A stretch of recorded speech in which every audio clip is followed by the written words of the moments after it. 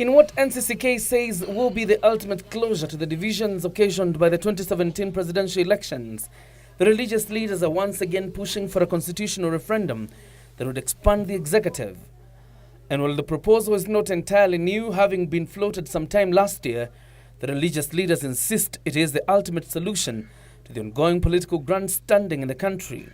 NCCK Secretary General Canon Peter Karanja says the proposed referendum will focus on the creation of a position of Prime Minister and his two deputies who will be appointed by the President. To reiterate our recommendation that a short-term solution in the sense of exclusivity that pervades our nation is an amendment of the Constitution to expand the executive and dignify the opposition. If this proposal is adopted, the President will be empowered to appoint a Prime Minister and two Deputy Prime Ministers who will sit in the cabinet and also lead government business in parliament. The religious leaders are also seeking for the return of the official leader of opposition to lead opposition forces in oversighting the government of a day. The position of the leader of the official opposition would be reinstated and be enhanced by a deputy leader of the official opposition. The holders of these positions will spearhead opposition interventions in parliament.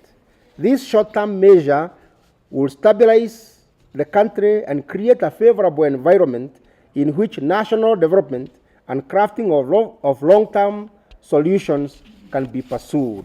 They have further called for the audit of a constitution aimed at identifying gaps in the supreme law that might require a referendum.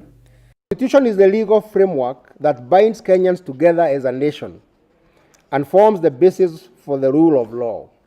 However, when challenges emerge in the nation, there is admittedly a need to review the Constitution so as to ensure that the relational framework defined within it are functional in the lives of the people. The leaders want that the country is in a crisis, calling on the government and the opposition to restrict the activities to the provision of a constitution. Long-arm tactics employed by the government against the opposition lends credence to this fear. In the same vein, the opposition appears hell-bent on stretching the provisions of the Constitution and the law to the limit and have engaged in actions that may be illegal.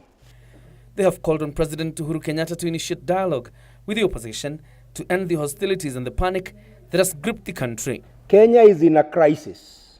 We are deeply concerned that many of us are unwilling to accept this fact. Even worse is that those in the leadership of the major political formations, as they compete for power, are pulling the country apart rather than bringing it together. John Jacob Curia for Channel 1 News.